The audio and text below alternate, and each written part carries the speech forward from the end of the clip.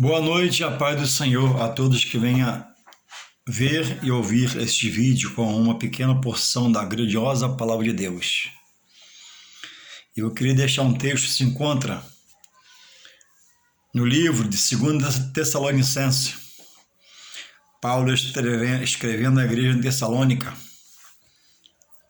capítulo 2, que diz assim o título da minha leitura: A vinda de Cristo será precedida de manifestações do anticristo.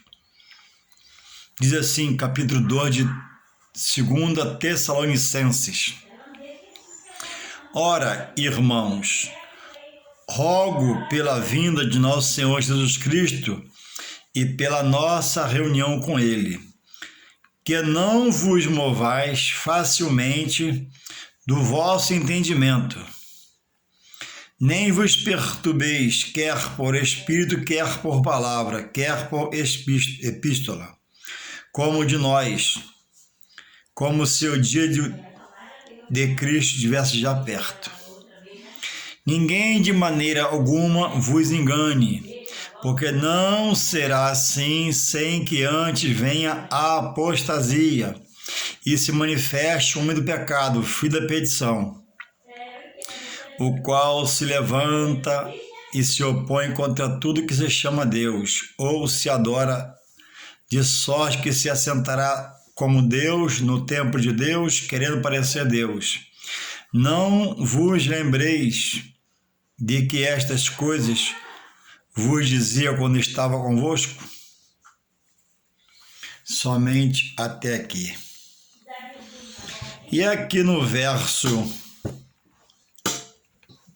11 do capítulo 2 do mesmo livro que eu li agora, diz assim: E por isso Deus lhes enviará a operação do erro, para que creiam na mentira, para que sejam julgados todos os que não creram a verdade, antes tiveram prazer na iniquidade. E com todo engano da injustiça para os que perecem, porque não recebem o amor da verdade para se salvarem. Irmãos, eu trago uma palavra nesta noite, da parte de Deus. Quando o apóstolo Paulo coloca uma palavra à igreja em Tessalônica, acerca da volta de Cristo, acerca das coisas concernentes a Deus, acerca das coisas espirituais de Deus para o homem, para nós, revelados servos do Senhor. E estamos, irmãos, numa situação de vida espiritual que é preciso buscar muita prudência e conhecimento, estar com a Bíblia na mão.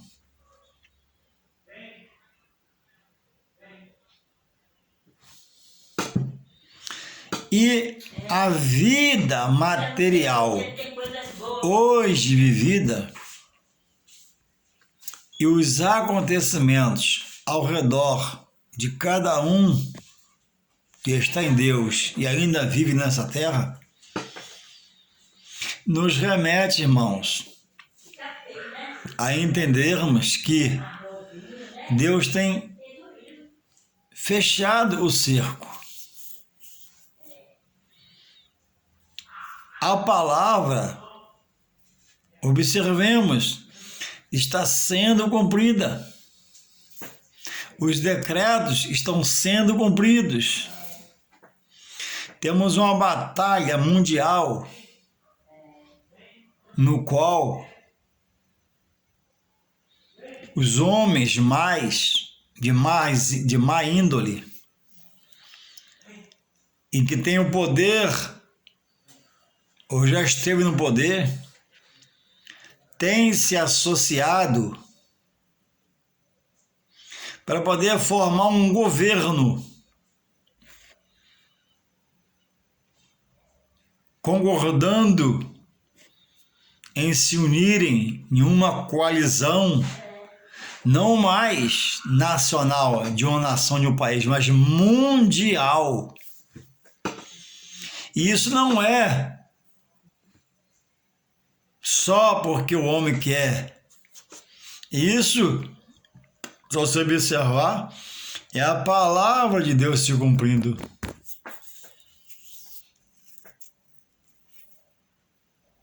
Em volta de cada um de nós, servo do Senhor. Nunca se lutou tanto para provar a ideologia de gênero.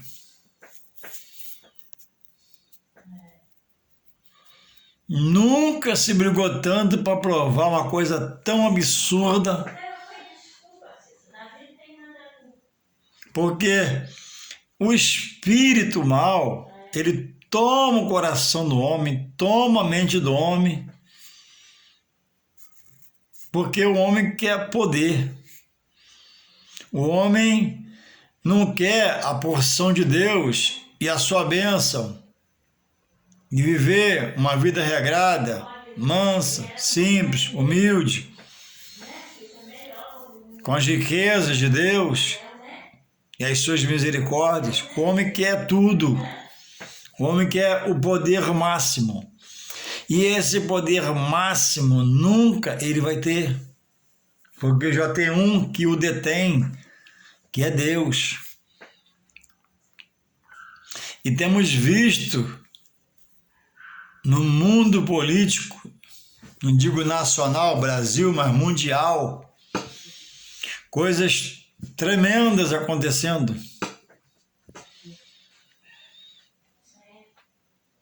E o povo, como sempre, hoje mais do que nunca, sempre em segundo plano. E no ritmo que está o preço da gasolina e do alimento diário, cotidiano, arroz, feijão, açúcar, coisa básica, não vou falar de excesso, nem de luxo. Certamente, mais à frente, vai haver algo num país não muito bom. Isso é notório aos nossos olhos.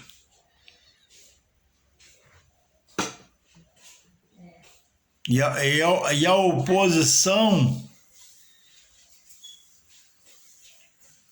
não nacional, mas no mundo, contra o que é certo,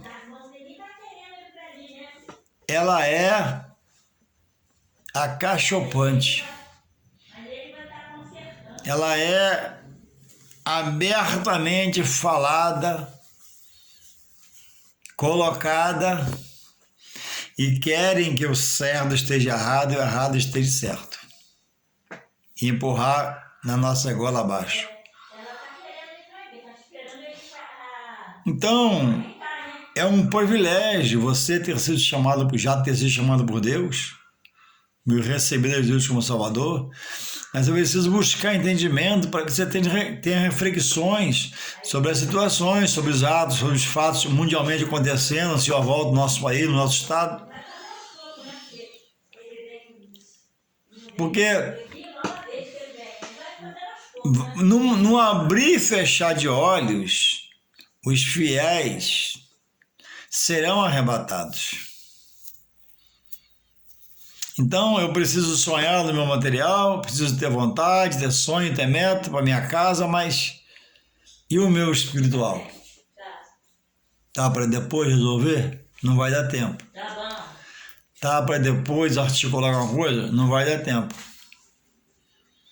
É a hora de vivermos o que Jesus pediu. Buscai primeiro o meu reino e a minha justiça, e as demais coisas vos serão acrescentadas. O anticristo é um que se levantará como Deus. Diz aqui no verso 4.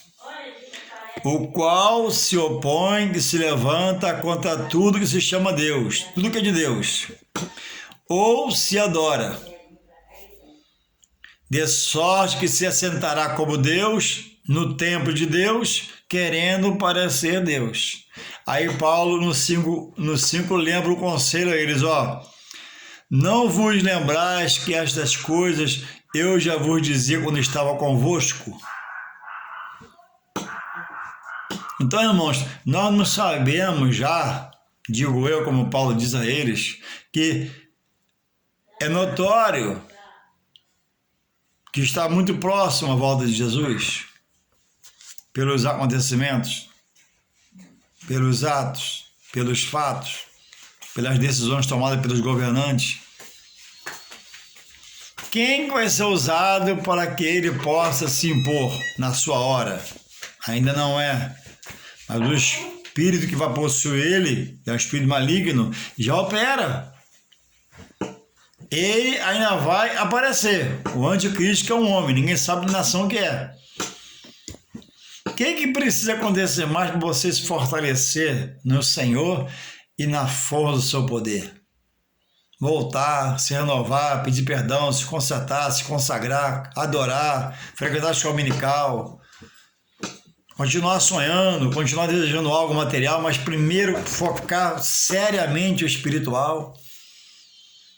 Porque a Bíblia diz, pelo próprio Jesus do Apocalipse, que o que perseverar em quê? Na doutrina, na sã doutrina, na sua palavra. A sã doutrina do homem, de Jesus. O que perseverar até o fim, esse será salvo. Não é o que parar no meio do caminho, não é o que olhar para trás, não é o que deixar a fé. E um dos princípios antes da volta de Cristo é a apostasia. Negar a fé, deixar a fé, negar a Deus, negar a Cristo. Então é preciso, irmãos, realmente hoje ser mais cristão do que ontem. Muito mais. Porque entre o que tem semeado o diabo na vida do homem, na mente do coração do homem, é que eu estou falando de obreiros, primeiramente. Obreiros, Brasil afora, para não falar de mundo, estão chegando com um linguajar assim, o sistema me enganou. O sistema é a igreja. Enganou em quê? Que o batismo, o de Jesus cobre a todos, não precisa batizar. A ceia era só para os judeus. O dízimo era só para os judeus.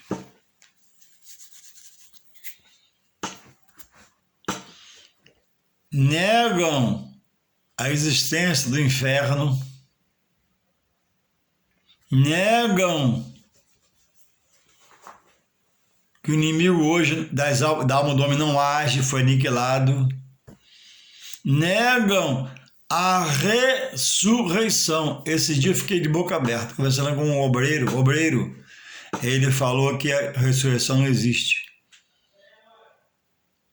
Aí você vai lá em 1 Coríntios 15, 19, o apóstolo Paulo diz, se o que você espera só para essa vida aqui, nessa vida aqui, esse que pensa assim, é o mais miserável dos homens. Ele vai perder, vai para o inferno, vai perecer.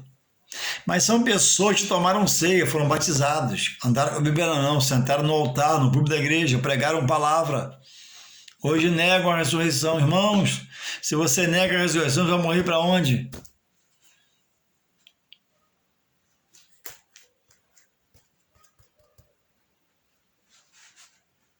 Então, irmãos, ele diz aqui no versículo 2, não vos movais, facilmente, não andeis preocupados com essa doutrina maligna, diabólica e satânica, fique nessa doutrina pela parte de Deus. Não vos movais, não sejais verdadeiro que daqui a pouco duvidoso, não sejais verdadeiro que daqui a pouco cheio de dúvida. Não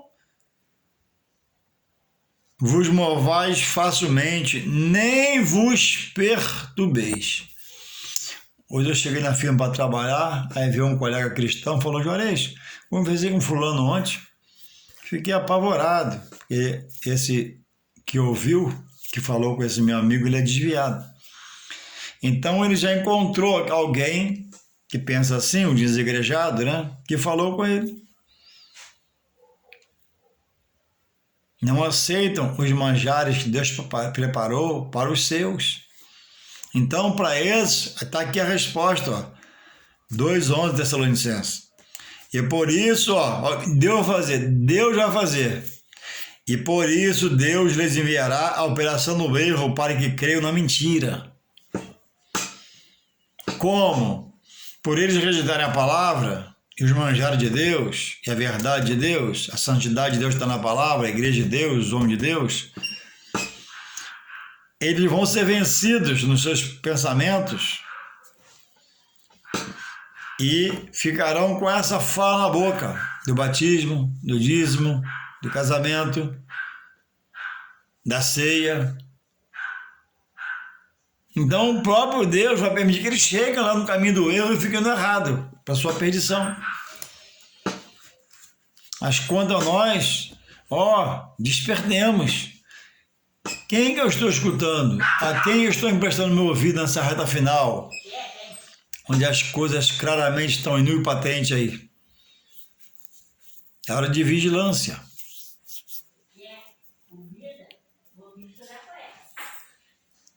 Prenúncios da volta de Cristo. Guerra, rumores de guerras, pai contra filho, filho contra pai, nação contra nação, reino contra reino, fome, pestes. São coisas das quais nós devemos se agarrar para discernir que a volta está muito próxima.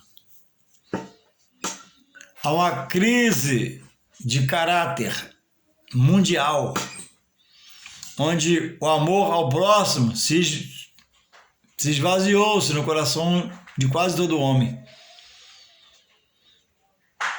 Primeiro eu, depois eu, depois eu. Que sobrar para o necessitado. Gente que já tem muito.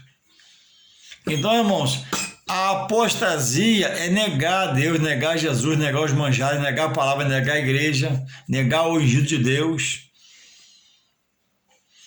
Eu sei que há o excesso no chamado homem de Deus. A vaidade, mas é de cada um com cada um, e cada um vai dar conta a Deus. Existe lugares sérios para você congregar, adorar e buscar Deus. Existe lugares sérios para você se arrumar, ter prazer de chegar lá e adorar a Deus, que é a igreja.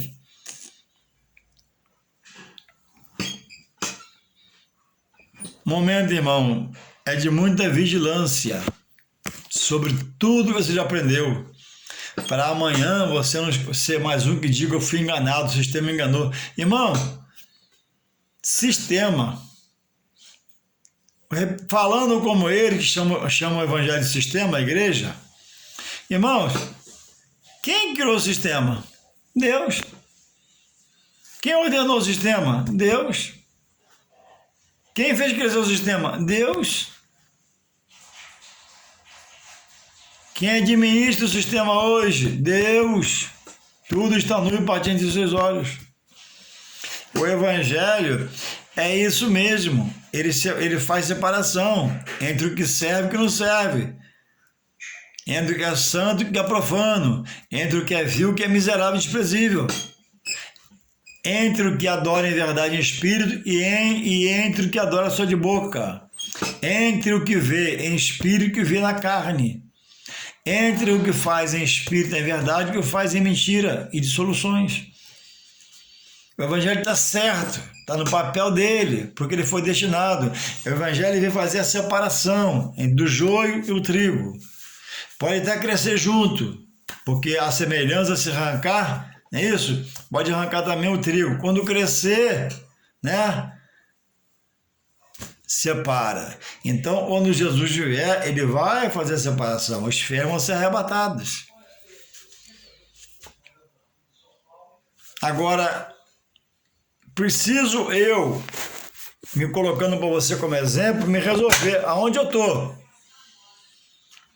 Eu estou junto com a turma do desigrejado, que abandonou a igreja, critica o pastor, mete o pau no pastor, chama o pastor de Deus de cão, homem que Deus constituiu como cabeça da sua igreja, abaixo do Espírito Santo.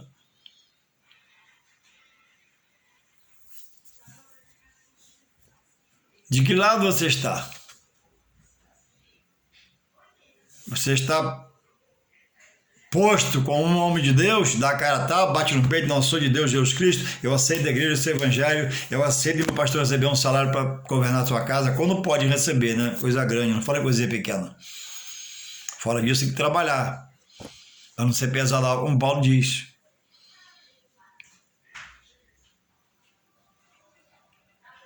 O que você está escutando está te deixando perturbado? Você está apostatando também? Ou você está firme combatendo? Com a palavra da verdade na boca. Não vos movais facilmente. Irmãos, Evangelho, ele é vida, ele é poder, transformação, restauração, ele é mudança. Há uma fala aí maligna que, principalmente, os desigrejados falam que o homem é a igreja. Não, o homem é parte da igreja. A igreja sempre será a igreja, pura, santa e imaculada, comprada pelo preço de sangue de Jesus Cristo. Eu faço parte dessa igreja. Quando eu estou fora dela no meu trabalho, na padaria, na fila do banco, eu sou a igreja que prega. A igreja que pode Deus querer me usar para salvar. A igreja que louva pelo testemunho de vida. Agora, eu, com toda a minha fraqueza, às vezes meu pecado, às vezes meu erro, às vezes minha dúvida, eu me colocar como igreja, como uma base, como pilar, não. Esse pilar está aos pés do Senhor. Jesus é a pedra angular, pedra de esquina, edifício de Deus. Se você não crê nesse pilar dado por Deus, você jamais vai entender a obra de Deus. Irmãos, o desigrejado, ele congregou alguns 20, 30 anos, foi obreiro, e hoje diz que ele foi enganado pelo sistema. Aí fazem um grupo de rebelados, alugam uma casa, lá e são uns pastores dos outros, e não tem ceia, não tem batismo, não tem nada. Totalmente pervertido da verdade, em rebeldia, em rebelião, que é como pecado de feitiçaria, chamando os ungidos de Deus de cão, metendo a marreta na cabeça, sem pena, sem dó.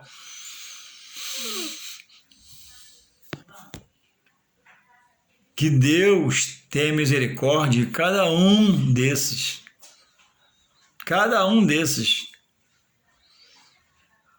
Só que a palavra me alerta, eu posso dizer assim, que Deus não tem o culpado como inocente.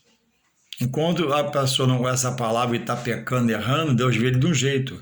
Depois que conhece um pouco como eu, um exemplo, eu conheço um pouquinho da palavra, eu não posso mais estar cometendo tais coisas, porque eu sei que a colheita vem sobre o que eu estou plantando. E a pessoa está na igreja um bocado de anos, sai e diz que o sistema me enganou, 20 anos, o sistema me enganou. Então, a vinda de Cristo será precedida da manifestação do Espírito que vai um dia usar o anticristo. Ainda não é o anticristo, mas um espírito mau que vai se apossar dele e vai, trabalhar com ele para enganar as nações. E depois tratar com vara de ferro os enganados, que ele vai se revelar.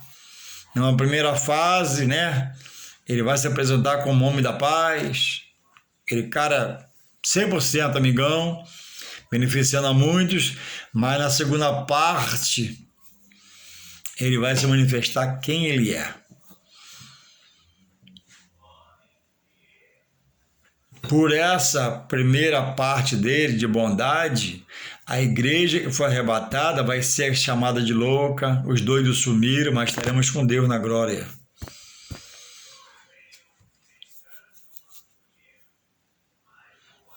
Estamos num momento que é só você olhar ao seu redor, noticiários na televisão, a influência da China sobre tantas coisas. Um país que tem comprado ações ou a totalidade de principais empresas nos países do mundo, mas não digo aleatoriamente, comprada com a maldade. Ontem eu vi um comentário que a nossa soja brasileira, já está até, não vi nada, ouvi falar, até 2022 está quase toda vendida para a China. Quase toda vendida para compradores chineses. Então, isso não é uma coisa aleatória, não, é uma estratégia. Porque estando a soja toda na mão deles, eles podem articular. E a China é um país comunista terrível. Muita gente, irmão, por não estudar a palavra, fala de cristãos, estão um tanto quanto perturbados, desiludidos. Mas é porque não busque, irmãos, atentar a palavra, viver a palavra, obedecer a palavra, querer a palavra, se encher de Deus pela palavra, conhecer Deus pela palavra, frequentar os trabalhos na igreja. Muitas igrejas fraquejando no ensino, no estudo.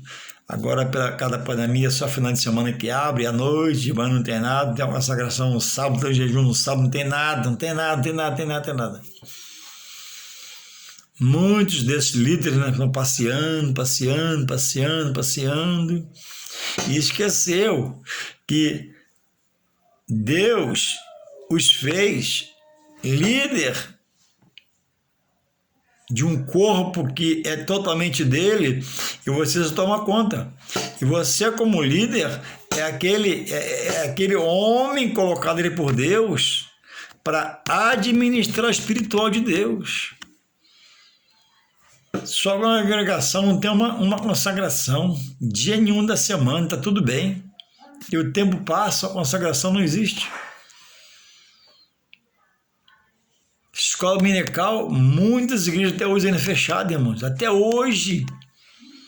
E os líderes batendo perna por aí.